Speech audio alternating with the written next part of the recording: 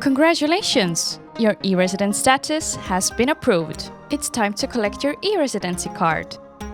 Before you make plans to travel, first wait for your card to arrive at the pickup location you chose in your application. This can take 2 to 5 weeks. Once your card arrives, you receive an email from the pickup location. Follow their instructions to book your pickup time. At the appointed time, travel to the pickup location.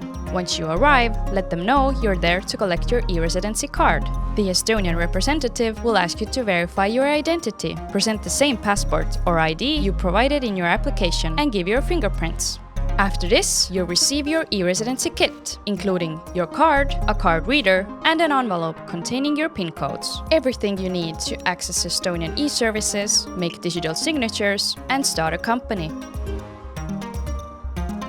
Keep in mind, you must pick up your card in person. It cannot be mailed to you or collected by a third party, as we need to authenticate your identity in person. If you need to travel to another country, make sure you have the right to enter. Fees apply to change the pickup location. Welcome to the e-residency community. Once you have your card, share the news on social media and don't forget to tag us. For more information, visit the e-residency website.